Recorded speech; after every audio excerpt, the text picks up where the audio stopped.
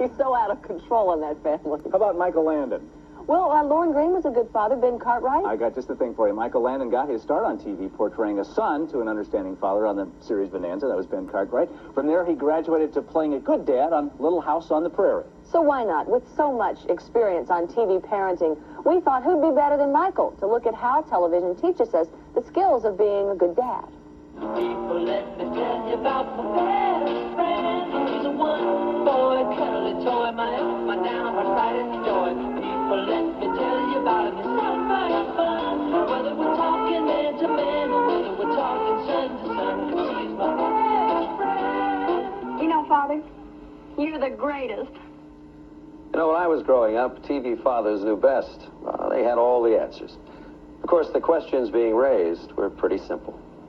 Daddy? How do you spell handsome? Although we usually didn't know what Dad did for a living, when he got home from work, he solved the kids' problems and made them feel good about themselves. Dad? Nice. For what? For making me not feel bad, to be scared. That's okay, Beaver. When I became a son on Bonanza, issues were beginning to find their way into TV families. And fathers started looking a lot more real. Whose horse is that outside? Horse? Oh! That, just belongs to a friend of mine. Came back with me. No. Girl. Her name's Trudy. Oh. You don't understand, Pa. No, you're right. I don't understand. I suppose you start explaining. Hi, Sport. Hi, Sport.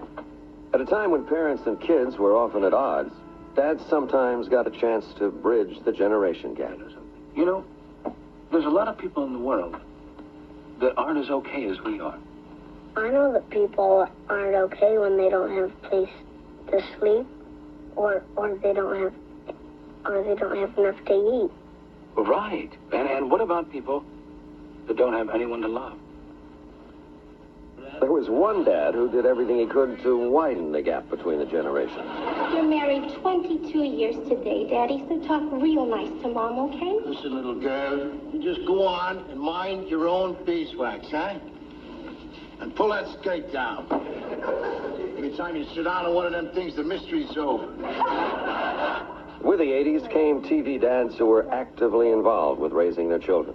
You've always been there for the major moments. Hey, that's my job. These new dads can make us laugh. Son, your mother asked me to come up here and kill you. Hey, I know. You know what? What you gonna say? And it's under control. How do you expect to get into college with grades like this? I'm not going to college. Damn right. These new dads can also make us think. Where did you get the number? From a poster on a tree in the park where the big kids hang out. Did you know that what you were listening to, you shouldn't be listening to? Kinda. That's yes? No. Then you didn't know. Not exactly. Ben, we were on a roll here. Well, I knew it was dirty, but it didn't make much sense. Then why did you pass it out? Look, if you're curious about sex, you've got to come to me or your mom and talk. Don't let your fingers do the walking. TV is constantly evolving. And although we may long for the good old days, times have changed, and television reflects those changes as well as the way we deal with them. And it's up to us to make those changes in television better.